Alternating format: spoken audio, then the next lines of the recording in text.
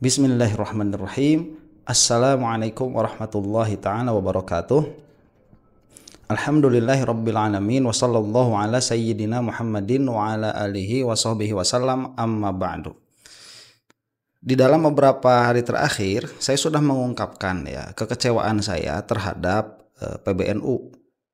Siapa itu? Gus Stakuf ya. Nah, sebelum jadi ketua NU saya tidak tahu beliau itu siapa. Sudah jadi ya baru tahu.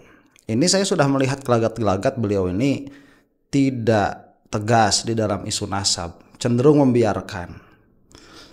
Tapi juga tidak mau mendapatkan kualat terhadap sesepuh-sesepuh NU. Itu bisa terlihat dari gestur beliau berbicara, kemudian sikap beliau. Dan kemarin kan beliau juga hadir tuh. Malah ada berita heboh ya, sepanggung dengan Marzuki Mustamar begitu. Nah, sampai ramai-ramailah para jenderal itu, saya tidak membuka apapun begitu. Dalam pengertian saya tidak mengungkap ini adalah ternaknya jenderal-jenderal begitu ya, PWLS ini. Tidak, saya tidak membuka apapun. Saya hanya mengungkapkan fakta saja. Apa yang ada di lapangan, yang mana ada beberapa jenderal itu yang sudah tidak malu menyatakan sikap di hadapan publik bahwa mereka itu di dalam isu ini ada di mana. Dan ini isu ya bukan isu kecil, ini isu besar. Traffic YouTube atau TikTok, media sosial apapun begitu yang membahas hal ini, trafficnya besar sekali, dan ini sudah berlangsung hampir 4 tahun ya kalau tidak lebih. Nah, ternyata apa-apa yang terjadi sekarang itu sudah diucapkan oleh Mbah Yai Miftahul Akhyar. Yang mana Mbah Yai Miftahul Akhyar ini saya lihat beliau itu yang paling gigih untuk memperingatkan kita nih ya, anak-anak Nahdlatul Ulama, supaya tetap berada di barisan habaib, minimal di dalam menyatakan sikap yang katakanlah oleh si Imad disebut ilmiah, minimal di dalam sikap itu. Kenapa? Karena beliau sudah mengungkap beliau itu punya informannya juga bukan orang sembarangan, Kapolda Jatim saat beliau berbicara ya, entah sudah diganti atau belum tuh, saat beliau berbicara bahwa perkara ini sudah jauh-jauh hari, mungkin 1 tahun lebih ya, 1 tahun yang lalu, hampir 2 tahun yang lalu, yang mengatakan demikian tuh, bahwa ini adalah backingan jenderal-jenderal. Dan tentu saat itu orang-orang si Iman tidak mengiyakan. Tapi sekarang kan sudah terang benderang begitu ya. Nah, ini makanya kita akan melihat apa yang diutarakan oleh Mbah Yai Miftahul Akhyar mengenai hal ini. Dan saya meminta ya dengan amat sangat supaya lebih banyak lagi ulama sepuh yang setidaknya menguatkan hal ini. Tapi memang ya, saya memaklumi kalau para ulama-ulama sepuh itu tidak mau ikut campur ya. Saya memaklumi karena ini akan menjadi pro kontra, kemudian akan menarik banyak sekali energi begitu. Cuman ya saya jadi mengetahui mana orang-orang yang memang berani mengambil resiko, mana tidak. Memang perjuangan itu sulit. Ya kalau misalkan nggak mau berjuang atau berjuang di dalam sesuatu yang lain, itu kan urusannya masing-masing begitu ya. Ya silahkan saja. Cuman kita ini kan merasa jadi kayak apa ya? Kayak kecil hati begitu ya. Kayak bukan kecil hati, bahasanya itu apa? Sempit hati. Tatkala tidak terlalu banyak yang berbicara itu hati kita sempit begitu. Ya ini mudah-mudahan lah secara asbab lebih dimudahkan hati-hati kita itu untuk berkembang ya, meskipun datangnya nanti tidak dari kiai, datangnya dari Pak Prabowo. Ini kan seru nanti ya. Memang pertolongan itu dari mana saja. Permasalahannya itu kamu itu mau terjun atau tidak begitu ya di dalam masalah akhir zaman seperti ini. Permasalahannya kan di situ. Ya makanya misalkan yang bisa terjunnya dari rumah itu jempolnya agak sakti itu ya. Bisa di like, share, and subscribe. Komen ya. Ya kali-kali lah ya, shout out ya. Nah, kita saksikan dulu apa yang mau dikatakan sama Mbah Yai Miftahul Akhyar di sini. Iki zamane anak-anak zaman saiki, generasi muda bahkan generasi tua, sudah banyak memperjualbelikan agama dengan dunia. dengan pangkat, kedudukan, dengan keviralan, dengan kemasyhuran, dengan ini. Pokoknya aku sing penting masyhur. Ngomong elek-elek sing penting masyhur. Bujuk-bujuk sing penting masyhur. Gawe-gawe sing penting masyhur. Sakniki niku zaman. Hatta niftara, sehingga gawe-gawe, buat-buat, gak dalile, didelek-delekno dalil, bolak-balik iki zaman. Pun zaman pun kaget panjenengan. Jangan kagetan, ojo gawo. Nek kaget dan gawo, posisi kita gawe-gawo, pasti kita akan terpengaruh. Kenapa? Posisi orang yang kaget dan gawoan itu lemah, akan mudah diwarnai, mudah dimasuki. Ngaten. Pun ada contoh nih, termasuk contoh rame-rame NASA barang ngoten iki lho. Bentar ya. Ini kemarin tuh permasalahan apa? Permasalahan sound horeg ya begitu ya. Orang nggak ngerti apa-apa, nggak tahu dalil apa-apa, ngomong. Kemudian ini Termul yang ada juga tuh si Hanif Farhan tuh saya sebutin ya sekalian, si Jazuli tuh orang-orang geblek emang.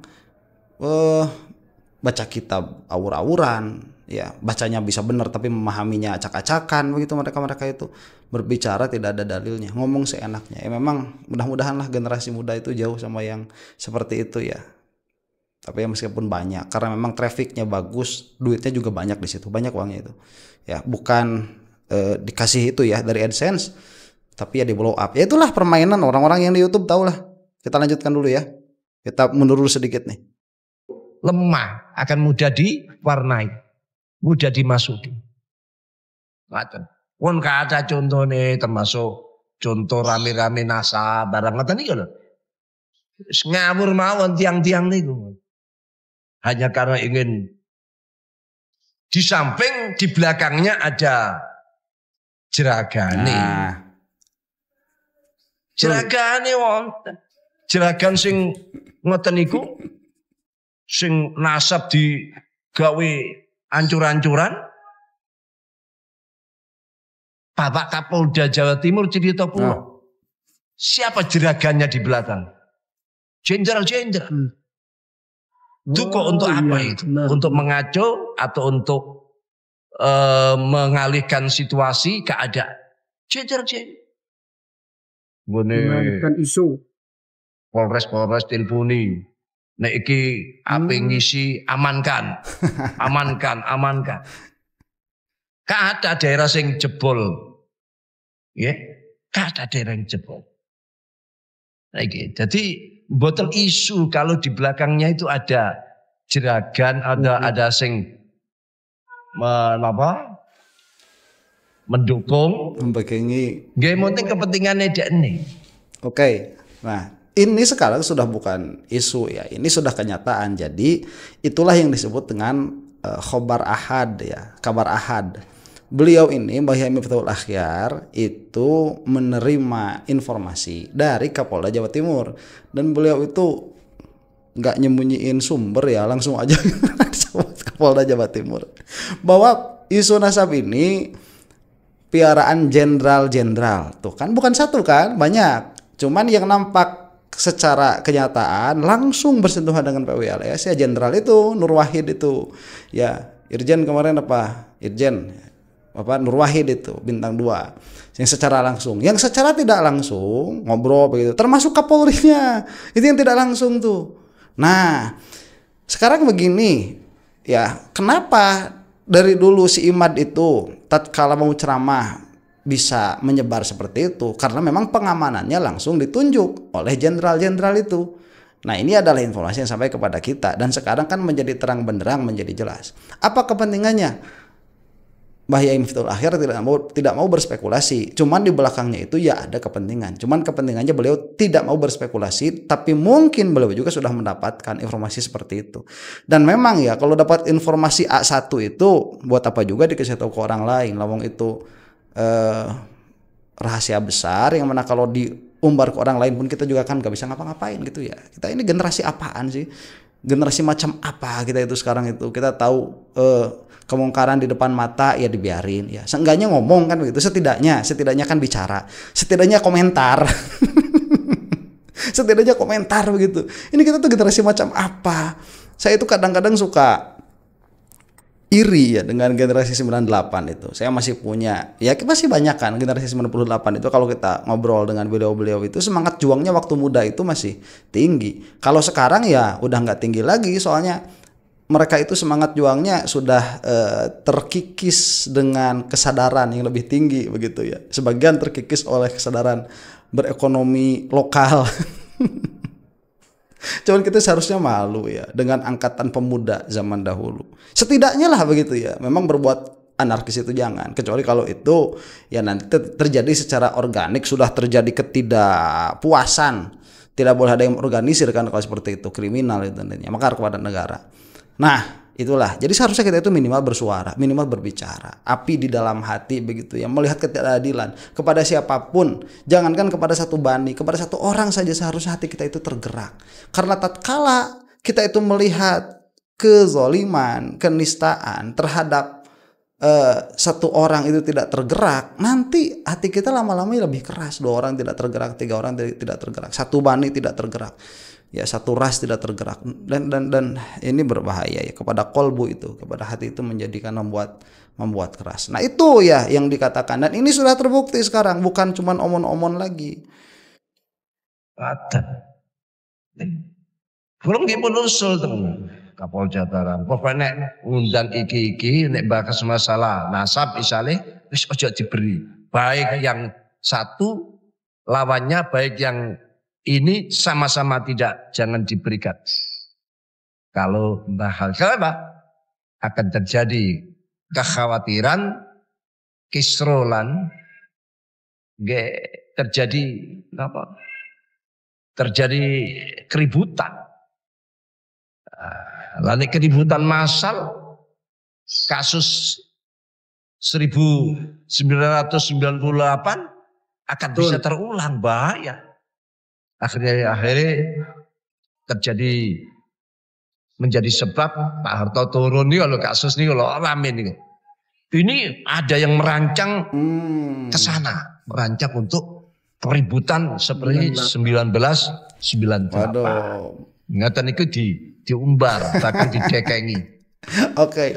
Saya kira tadinya Mbah Yai Miftahul Ahyar tidak mau berspekulasi, ternyata keluar juga. Waduh, ini saya apa tidak memperhatikan yang ini. Mungkin dia waktu menonton, saya belum menonton ini secara utuh.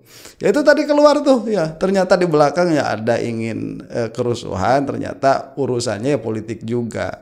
Ini entah hasil intelijen yang disebutkan dari bukan yang disangkakan, yang disebut Kapolda tadi oleh beliau, atau ini adalah spekulasi beliau, saya tidak tahu ya kalau hal itu. Cuman jangan sampai ada ke 98.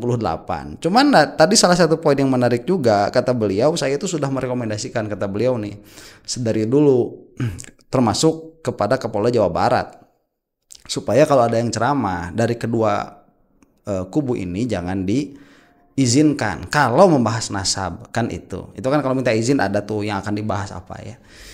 Kalau membahas nasab, dan itu memang dibiarkan ya, tidak terjadi. Kenapa ya? Karena siapa namanya Mbah Yai Miftahul Ahyar ini kan ulama, kan alim, tidak memiliki ilzam, tidak memiliki kekuatan untuk mengekang, dan tidak memiliki kekuatan untuk mengendalikan begitu. Itu beliau ini hanya memiliki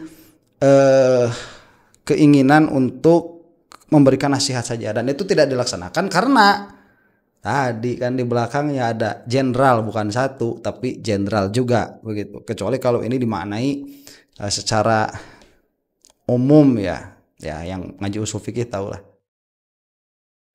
Terus itu bagian dari ketamaan juga, keinginan ya. Keinginan coba awake terkenal, awake cekne anu. Tapi yakinlah bahwa Quran pun dawuh, fa ammaz zabatu nggih fayadhabu jufa wa amma yanfa'un nas fayamkusu fil ab. Itu ibarat buih. Napa buih niku? Untuk peristiwa sing rame-rame ngeten iki ibarat untuk fetoke. Wah, untuk itu kan bisa menggunung. Kena sorot matahari, wah, keluar sinar yang indah. Ya, sinari macam-macam. Ada biru, ada hijau, ada merah, ada kuning. Wis pokoknya pelangi sinarnya. Ya, ngoten.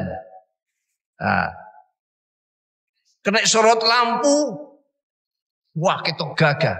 Tapi kalau ada angin sekecil apapun dia terhempas. Ada aliran air sekecil apapun dia akan pecah dan kentir. Bahkan ono kayu nduk pinggire kalen cilik. Ya, dilewati ambek untuk niku, untuke kan kantil. Nah, jangan sampai kita kayak untuk nih. Ketoke gede tapi mudah diumbang-ambingkan, mudah dibuyarkan, dikocar-kacirkan, diaduk-aduk oleh orang lain. Caranya apa? Ayo kita yakin. Ilmu itu al-hukmul jazib, layak balut tahayyur. Oke, ini bagus ya. Nih, udah masuk ke dalam ilmu nih. Ini sebetulnya kuliah bisa jadi 2 SKS ya, atau 4 SKS yang mau disebutkan oleh Mbak Bahya Miftahul Akhir itu ya. Cuman tadi kita flashback dulu sebentar ke belakang, bahwa jangan sampai kita itu seperti buih dimanapun begitu ya, baik itu di lautan atau di sungai, atau seperti debu begitu. Kalau di dalam bahasa Sunda ada bahasanya itu ulah kabawa ku sakaba-kaba. Nah, sekarang kita mau masuk bagaimana caranya supaya kita tidak seperti itu. Kita harus menjadi orang yang punya ilmu. Nah, makanya dicari dulu apa itu ilmu. Nah, sebelum masuk ke situ ya, saya ini kalau bertemu dengan para santri, saya suka mengatakan ya, kalian itu mengidentifikasikan diri kalian sebagai apa. Mereka itu suka banyak yang menjawab macam-macam. Cuman yang paling saya senang itu kalau mereka sudah punya kesadaran bahwa para santri ini, mereka itu adalah tolibul ilmi, orang-orang yang mencari ilmu secara profesional begitu. Itu harus ditekankan kepada para santri itu ya. Kalian itu dicetak untuk mencari ilmu. Nah, mencari dapatnya gimana nanti? Makanya yang harus profesionalnya itu bukan di dalam mendapatkan ilmunya, tetapi di dalam mencarinya. Ya, metodologinya, bagaimana cara mendapatkannya, bagaimana cara menghilangkan mawani'nya. Menghilangkan mawani' itu apa ya? Penghalang-penghalang supaya ilmu itu tidak sulit untuk didapatkan. Nah, salah satu yang harus diketahui itu adalah apa itu ilmu, begitu. Karena orang yang mengidentifikasi diri sebagai pencari ilmu tapi tidak tahu hakikat ilmu itu apa, maka dia itu seolah orang yang sedang memburu kijang tapi dia tidak tahu kijang itu apa. Jadi tatkala dia datang ke hutan, itu kijang di hadapan mukanya tuh nggak bakalan diburu, nggak bakalan didapatkan. Kenapa? Karena dia tidak tahu apa itu kijang. Yang ada nanti kalau misalkan masuk ke parkiran ada mobil kijang-kijang itu, baru itu diambil ya. Itu kan kurang saeutik kalau kata orang Sunda itu ya. Nah, ini kita akan membahas bagaimana supaya kita itu tidak menjadi buih di lautan. Kita harus ingat bahwa ilmu itu demikian dan demikian. Kita akan dengarkan ya. Mundur dulu sedikit nih. Kan diaduk-aduk oleh orang lain. Caranya apa? Ayo kita yakin. Ilmu itu al-hukmul jazib, layak balut tahayyur. Keputusan yang mantap yang tidak bisa dirubah-rubah. Kayak sakniki awan. Napa ono sing wani sakniki ngarani iki isu. Tak bayar. Ngacung wis tak bayar. Tapi sampean akan divonis oleh masyarakat nek sampean ngarani ini isu walaupun oleh bayaran iki wong iki anyaran iki. Enggak. Oke. Macam-macam. Lah wong nasabe habaib digongkon tes DNA. Tes DNA itu singgali wong Eropa, wong Barat. Oke, sebelum masuk ke perkara yang partikular masalah DNA ya. Beliau itu tadi mengatakan ilmu itu al-hukmul jazim la yaqbalut taghayyur ya. Itu adalah hukum yang jazam yang tidak menerima kepada taghayyur. Nah, ini saya entah ini takrif dari mana ya, cuman kalau saya melihat ini takrifnya bil lazim, dengan kelaziman. Jadi kenapa dia itu ada jazm yang tidak menerima kepada taghayyur kan begitu. Karena jadi kita ini dulu ya, kita terjemahkan dulu. Apa itu ilmu? Ilmu itu adalah al-hukmul jazim. Al-hukmul jazim itu adalah keyakinan di dalam diri yang mencapai derajat 100%. Yang mana mencapai derajat 100% ini dia pada kenyataannya layak balut taghayyura. Dia itu sudah tidak bisa menerima kepada perubahan. Jadi tidak akan berubah sampai dia wafat, sampai kiamat itu gak bakalan berubah. Nah, kenapa bisa sampai hasil keyakinan 100% yang tidak akan berubah sampai kiamat? Karena keyakinan itu diambil dari kenyataan begitu, bukan hanya sekedar spekulasi. Kalau kita katakan nanti dari dalil qat'i atau dari doruri, nah itu sumbernya. Makanya kalau misalkan para ulama itu biasanya mengatakan mutabiqun lil waqi' ya, atau kama huwa alaih, yang sesuai dengan kenyataan atau sebagaimana dia adanya. Nah, tatkala kita mendapatkan keyakinan itu dari sesuatu sebagaimana dia adanya, maka keyakinan ini sudah tidak akan bisa menerima perubahan. Maka dicontohkan tadi oleh Bahyai Miftahul Akhyar. Sekarang kan pagi-pagi begitu. Keyakinan kita sekarang itu pada video ini dibuat ya, atau siang lah, supaya kita ini menjadi satu frekuensi saja dulu. Kira-kirakan ya, waktu Anda menonton video ini tuh kira-kirakan waktunya itu siang. Kita kan tahu sekarang siang dari mana? Dari kenyataan. Bukan kita berspekulasi, bukan kita di dalam kamar kemudian kita mengira-ngirakan ini siang, pagi apa malam ya. Yang mana di dalam kamar itu ditutup jendelanya begitu ya. Kemudian tidak ada ventilasi sama sekali, tidak ada cahaya masuk sama sekali. Bukan dari hasil itu, tapi kita sedang berada di luar. Bagaimana mungkin keyakinan kita ini bisa berubah bahwa sekarang ini siang? Tidak akan bisa. Kenapa? Karena itu melihat dari kenyataan. Nah, keyakinan yang jazm, yang mana keyakinan yang jazm tadi itu keyakinan 100%. Keyakinan 100% itu dasarnya adalah kenyataan. Yang mana nanti kenyataan itu bisa diakses, satu oleh panca indera, dua oleh kabar mutawatir, tiga oleh dalil akli. Itu bisa diproses oleh itu.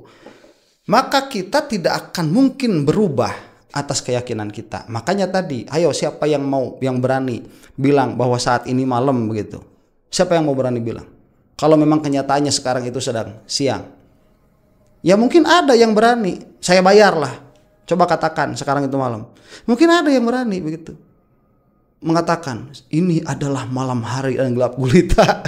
Tapi orang-orang di sekelilingnya yang sama-sama melihat bahwa saat ini itu sedang siang bakal ketawa. Yang mengatakan tadi saya sampai tertawa itu, ini orang agak lain. Itulah imad ya. Imad itu seperti itu. Ini orang-orang yang, makanya kenapa dia itu tidak pernah mau berkumpul dengan orang yang bisa melihat kenyataan. Karena dia itu hanya bisa berkata kepada orang-orang yang buta. Ini sudah jelas siang nih, di hadapan orang-orang yang sama-sama bisa melihat itu sudah jelas siang. Cuman banyak orang buta di situ. Nah, karena imad itu tadi ya nih katakan nih. Kira-kiranya begitu ya, kira-kiranya ada sesuatu yang menjadikan imad termotivasi untuk mengatakan saat ini malam. Akhirnya dia itu berani mengatakan di depan orang-orang yang buta, ini kita sudah sampai malam, ini adalah waktunya sholat isya. Ya orang-orang yang buta ya tidak mengetahui begitu, ini sekarang itu siang apa malam. Percaya aja karena buat mereka itu gelap kok. Iya ya, pantesan gelap katanya. Nah, akhirnya apa tadi? Imad ini mendapatkan tuh pengikut. Orang-orang yang apa? Orang-orang yang buta, yang tidak bisa melihat. Nah, orang-orang yang bisa melihat. Cuman heran aja nih orang nih tahu begitu. Keadaannya lagi siang, tapi agak lain ya. Ya opo? Apa sih yang menjadikan dia termotivasi untuk berkata seperti itu? Nah itulah kira-kiranya ya. Kalau kita ini yang melihat, kita yang kita yang bentak lah ya, kita yang melek menggunakan penglihatan kita cuma bisa ketawa aja ngeliat imad itu. Nah kasihan. Nanti berantemnya sama siapa? Kelompok orang-orang yang dibawa sama si imad itu sama orang-orang yang sama-sama tidak bisa melihat, tetapi lebih percaya kepada orang yang mengatakan bahwa sekarang siang. Sama-sama nggak bisa ngelihatnya ini sebetulnya, sama-sama nggak punya ilmunya. Orang-orang awam itu, cuman yang satu memilih untuk percaya sama Imad, yang satu memilih untuk percaya sama Habaib. Padahal sama-sama juga kalau ditanya itu apa yang menjadikan kamu percaya sama Habaib, mereka juga nggak tahu juga, cuman mereka husnuzon saja sudah. Begitu, karena suara itu suaranya lebih banyak misalkan begitu ya. Ya karena yang bilang ini siang lebih banyak. Nah, itu orang-orang yang akma. Yang akma ini kasihan. Kalau misalkan memang kebetulan mereka itu ada di dalam lingkungan yang tepat, ada di dalam kelompok yang tepat, maka mereka akan mendapatkan kebenaran. Tapi kalau tidak berada dalam lingkungan yang tepat, mereka akan berada di dalam kegelapan. Begitu, akhirnya ngikutin orang-orang yang misleading.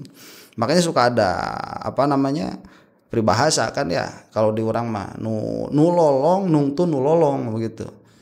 Nah, apa itu? Ya tanya sama orang-orang Sunda ya, biar saya ini ada sedikit cinta Sundanya lah ya. Biar bahasa Sunda ini sedikit banyak menjadi menyebar. Oh, ini sebagai endorsement terhadap bahasa Sunda. Yang penuh dengan intrik-intrik walaupun disebut ilmiah. Nah, sebentar. Amina sampai Habaib dengan tes DNA. Tes DNA itu singgali wong Eropa wong Barat. Yang penuh dengan intrik-intrik walaupun disebut ilmiah. Amerika itu karang opo? Adik kuasa ngaku polisi dunia, ngaku paling adil. Apa pekerjaannya? Israel dibela. Betul. Palestina di senjata dikirim ke negara, cek ini perang. Payu senjatai dan lain sebagainya. Tapi mengaku polisi dunia. Oke. Ini sebetulnya saya harus di sini dulu berhenti ya. Jadi tadilah ya si Imad itu dari mana? Apa sih yang menjadikan dia itu sangat pede untuk menafikan nasab Jabalawi? Itu kan itu yang suka dipakai-pakai itu. DNA. Padahal oke, coba kamu melek sedikit begitu ya. DNA itu apa? Itu loh. Ya, DNA ini apa?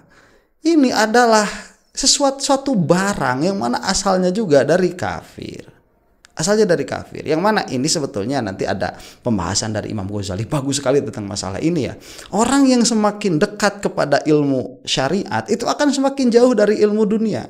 Orang yang semakin dekat kepada ilmu dunia itu akan semakin jauh dari ilmu syariat. Makanya orang-orang yang gembar-gembor DNA itu mereka nggak tahu, mereka itu sedang toknun nasab, mereka itu sedang qadzab, mereka itu menuduh orang lain berzina, mereka itu sudah menisbahkan seseorang bukan kepada bapaknya dan lain sebagainya. Mereka nggak paham, orang yang sok-sokan DNA ini mereka nggak paham karena mereka itu lebih jauh ke mana, ke syariat begitu. Sama nanti orang yang syariat itu lebih jauh kepada dunia. Oh ini kan bisa disatukan, nggak bisa karena semakin orang itu berjalan jauh ke masyriq maka dia itu akan semakin dekat ke maghrib, begitulah kalau kita melihat yang bertentangan begitu ya. Nah, bukan berarti kita menolak sama sekali, bukan. Tetapi ada perkara-perkara yang hanya bisa dilihat oleh orang-orang yang bisa melihat di dalam perkara syariat, itu adalah para ulama. Di antaranya salah satunya adalah Mbah Yai Miftahul Akhyar. Kalau ini masih ada yang mau lanjut, komentar di bawah lanjut, banyakin like-nya ya. supaya banyak orang tergugah juga nih lah. Biar kita ini insyirah ya, hatinya itu terlapangkan, termasuk para habaib ini sedang diuji ya kita itu. Mudah-mudahan ada manfaatnya. Wallahu taala a'lam bissawab. Assalamualaikum warahmatullahi taala wabarakatuh.